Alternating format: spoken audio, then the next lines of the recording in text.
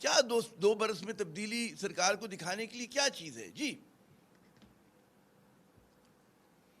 بسم اللہ الرحمن الرحیم. آپ نے احتساب سے بات شروع کی اور کہا کہاں ہے تبدیلی. میں آپ کو 4-5 چلتے چلتے اشارے دے دیتا ہوں. فارن پالیسی سے شروع کر لیتے ہیں. ایک زمانہ تھا جب مودی آتا تھا اس کو ویزے کی ضرورت نہیں تھی, را کے چیف کو امیگریشن کی ضرورت نہیں پڑی, اس کا جو قومی سلامتی کا اجیت دوول تھا جو ہیڈ, اس کو بھی ویزے کی ضرورت نہیں پڑی. وہ سارے اندر بیٹھے ہوئے تھے. ہمارے سارے سلامتی کے قومی ادارے جتنے بھی ہیں, ایپیکس اسپائی ماسٹر اس سمیت, وہ سارے باہر سڑک پہ کھڑے ہوئے تھے جو جاتی عمرہ کی سڑک ہے اس کے اوپر. اس کے بعد تبدیلی یہ آئی کہ مودی کو 7.5 منٹ کی ایک تقریر میں عمران خان نے کہا کہ مودی پاکستان پہ حملہ کرنے کی کبھی جرت نہ کرنا, اگر تم نے حملہ کیا تو ہم سوچیں گے نہیں, ہم اس کا جواب دیں گے. پہلی تبدیلی یہ آئی کہ جب ایران اور سعودی عربیہ آپس میں ان کا فیس آف ہوا تو پاکستان کو سہولت کار کی حیثیت سے دونوں ملکوں نے تسلیم کیا.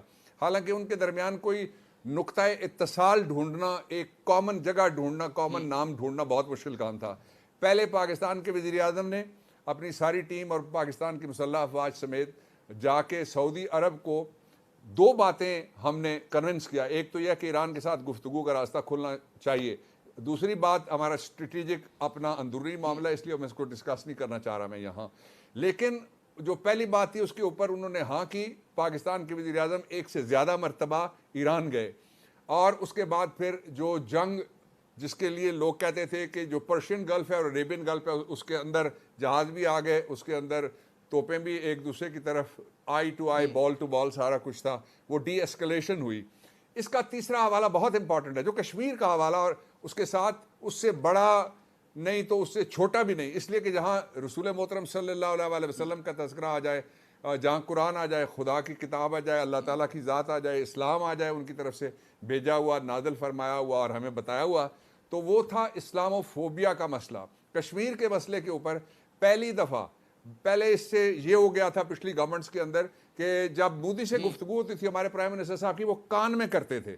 ان کے ملٹری سیکریٹری, ان کے باقی عملہ دور ہوتا تھا کلومیٹروں کے حساب سے, کسی کو آواز نہیں آتی تھی کیا گفتگو ہو رہی ہے. اس کا نتیجہ, اس کا 2 نتیجے نکلے. پہلا میں بتا دیتا ہوں آپ کو نتیجہ. جب پٹھان کوٹ کے اوپر حملہ ہوتا ہے تو اس کا پرچہ آپ کو پتا ہے کہاں, امرتسر میں درج ہونا چاہیے تھا نا, گجرانوالے میں درج ہو گیا. اس طرح سے پاکستان کو ایک بلا اور پاکستان کو ایک راک کنٹری بنا کے وہ پیش کرتے رہے.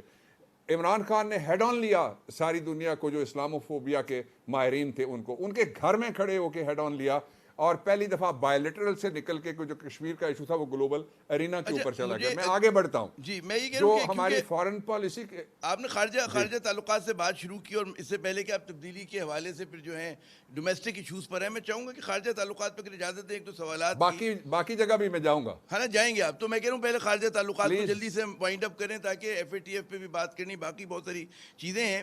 یہ جو آپ نے فرمایا, ہمیشہ دیکھیں دنیا میں یہ ہوتا ہے کہ جو ملک کا سفارتی وزن ہوتا ہے وہ اس کے معیشت کے وزن کے حساب سے ہوتا ہے. اچھا, ہمارے یہاں جب ہم لوگ یہ کہتے ہیں کہ جی ہم سعودی عرب اور ایران کے بیچ میں مصلحت کرائیں گے, دوستی کرائیں گے, تو یہ دعویٰ بعض لوگوں کو بہت زیادہ وہ لگتا ہے کہ جی ممکن نہیں ہے کہ کون آپ کی بات سنے گا. اور اب جو ابھی ریسنٹلی حالیہ دنوں میں جو ڈیولپمنٹس ہوئی ہیں بابر صاحب, وہ سب کو ہی پتہ ہے کہ کیا کس طرح سے سنپ کیا گیا, کیا ہم لوگوں کو OIC کے اندر مشکلات اور ناکامی کا صورت دیکھنی پڑی. تو ان جب چیزوں کو تناظر میں دیکھیں تو ہم اپنے کہتے ہیں وزن سے زیادہ مکہ زنی کی کوشش نہیں کر رہے کیا؟ جی نہیں, ناٹ ایٹ آل. ایک آپ نے جو تھیری بلڈ کیا وہ یہ ہے کہ جو معیشت کا سائز ہوگا اس کے مطابق عزت ہوگی. پھر تو دنیا پوری میں ہندوستان تیسرا چوتھا بڑا ملک ہے جس کی عزت ہونی چاہیے. آج نہیں ہے, اکیلا ہے مودی, کووڈ میں ان کو مار پڑ گئی, وہ اکیلے ہیں. پریکٹیکلی تو ڈکٹیٹ کر رہے ہیں نا ادارے, کہتے ہیں سارے ادارے پریکٹیکلی. میں کہہ رہا ہوں پریکٹیکلی ناؤ تو لیٹ می ڈکٹیٹ کر رہے ریسپونڈ. نہیں ڈکٹیٹ کر رہا نا, کس کو ڈکٹیٹ کر رہا ہے بھائی OIC اگر نہیں کر رہا نا, کس کو, پاکستان کی میں بات کروں گا نا, باقی جس کو ڈکٹیٹ. نہیں, میں یہ کہوں کہ OIC اگر معیشت کی وجہ سے, اس طرح نہیں ہو سکتا کہ آپ سوال کے بعد سوالات کی برمار کریں, میرا جواب نہ سننا پڑے. آپ نے سوال کر لیا, آپ میرا جواب سن لیجئے. جی باری باری بات کریں گے, ورنہ یہ اس کو کہتے ہیں قوالی اردو میں, وہ ہو جائے گی, وہ میں اس کا ماہر نہیں ہوں. اچھا, اب جو اصلی میں بات بتانا چاہتا آپ کو تھا وہ یہ تھی کہ آپ کا جو تھیسس تھا وہ یہ تھا. تھیسس یہ ہے کہ جی جس ملک کے پاس پیسے زیادہ ہوں اس کی بڑی عزت ہوتی ہے. ایسے ملک ہیں جو اسلام آباد ضلع کے چوتھے حصے کے برابر جن کے پاس زمین ہے, ان کی بہت بڑی عزت ہوگی. اس سے عزت نہیں ہوتی. عزت ہوتی ہے جو ملک کا حکمران ہے وہ بے داغ ہونا چاہیے, وہ اسٹریٹ فارورڈ ہونا چاہیے, اور پاکستان کے ساتھ یا جو بھی وطن ہے اس کے ساتھ اس کی لازوال وابستگی ہونی چاہیے اس بات سے, اور پھر فرم سٹینڈ ہونا چاہیے ریجنل, گلوبل, انٹرنیشنل, اسلامک یا جو دوسرے ایشوز ہیں ان کے اوپر.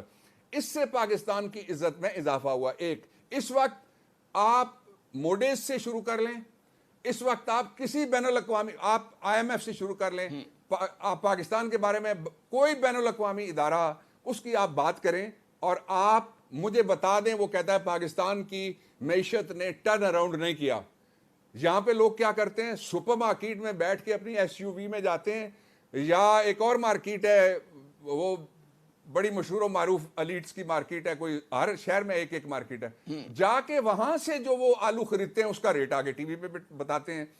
پھر جو دوسرا اس کا پہلو تھا یہ تھا کہ 2 دن پہلے امریکہ کے صدر ٹرمپ نے, ان کی بات بڑی مشہور ہوئی اور ان کے اپنا جو حلقہ ہے انتخاب ہے اس میں بڑی پاپولر ہوئی, انہوں نے کہا گاڑیاں بہت بکی ہیں, ہمارے یہاں سیمنٹ کی فروخت میں اضافہ ہوا ہے, ہمارے یہاں Karachi stock exchange P S x وہ سارے اس خطے میں ون آف دی بیسٹ تھا, اور کسی حوالے سے اس کو بیسٹ بھی کہا گیا. ہمارے یہاں آٹو موبائلز کی سیل بڑی ہے, ہمارے یہاں تاریخ میں پہلی دفعہ احساس کیش پروگرام کے ذریعے سے 140 ارب اور اب 165 ارب ہونے جا رہے ہیں. ملک کے مقابلے میں ہیچ ہوتی ہیں, ذاتی مفادات ملکی مفادات کے مقابلے میں نیچے ہوتے ہیں. لیکن آج پوری قوم نے دیکھ لیا کہ آج ایک طرف جو فیٹف ہے اس کے بارے میں مودی خوش تھا کہ کسی طریقے سے پاکستان کو دھکا مارا جائے. پاکستان تحریک انصاف کی حکومت عمران خان فیٹف کے بلیک میں جانے سے پہلے اس کو نکالنا چاہتے تھے گرے میں سے اور اس کو وائٹ میں لے جانا چاہتے تھے. دہشت گردی کی جو تعریف ہے مغرب کی کچھ اور ہے, بھارت کی کچھ اور ظاہر پاکستان کی کچھ اور ہے. بھارت جو ہے وہ مطلب ہے کشمیر کے حریت پسندوں کو دہشت گرد قرار دیتا ہے, ہم لوگ نہیں دیتے, ہم انہیں آزادی کے مجاہد سمجھتے ہیں. تو ایف اے ٹی ایف کے جو قوانین ہیں وہ اس طرح کی جد و جہد پہ کیا اثر انداز ہوں گے؟ کیا جناب یہ جو ایک لیجیٹیمیٹ اسٹرگل ہے کسی طرح سے اس پر جو اس کی بعض وہ خدشہ اظہار کریں, ذرا آپ قوم کو بتائیے ہمارے پروگرام کے توسط سے کہ یہ جو خدشات ہیں وہ کیا مطلب ہے؟ بالکل ٹھیک کہہ رہے ہیں. Thank you very much for this question.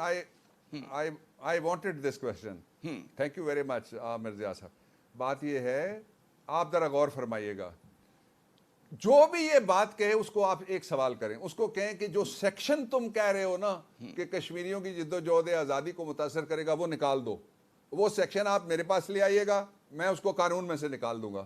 یہ بالکل جھوٹ ہے اگر کوئی بولتا ہے, اور یہ بالکل مودی کو خوش کرنے کی کوشش ہے اگر کوئی یہ کام کرتا ہے. اب ہے کیا اصلی بات یہ ہے کہ 3 چیزیں.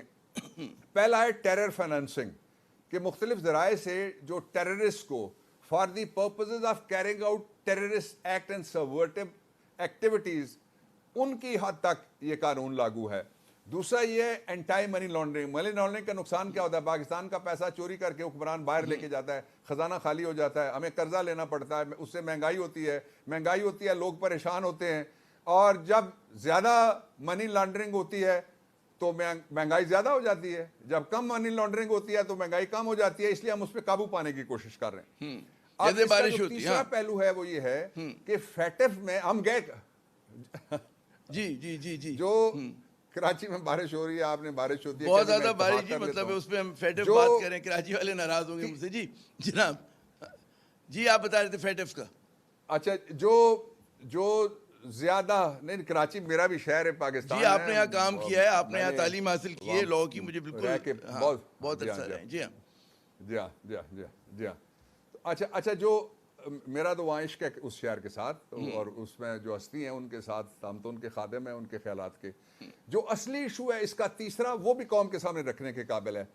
وہ تیسرا ایشو اس کا یہ ہے کہ کسی طریقے سے بھارت کی ساری لابی, آج ظاہر ہے وہ خوش ہوں گے, بڑے ناچ رہے ہوں گے, مودی اور اس کے یار ناچ رہے ہوں گے کہ جی ہم نے دیکھے پاکستان کے اپر ہاؤس میں سے پاکستان کا اپنا قانون جو اس کو اپنے فیٹف کے گرے میں سے نکال کے وائٹ میں لا سکتا تھا, بلیک کی طرف دھکیلنے کی ہم نے کوشش کی, انشاءاللہ ناکام ہوگی.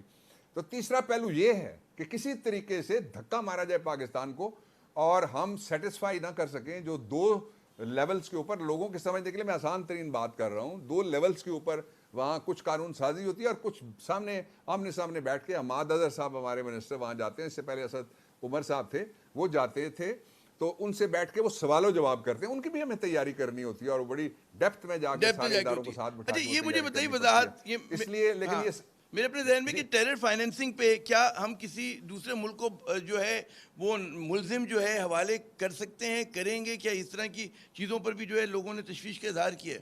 جی نہیں, جو ادھر ہے ہی نہیں. اس سے پہلے ملزم حوالے نہیں ہوئے, آپ کو یاد ہے؟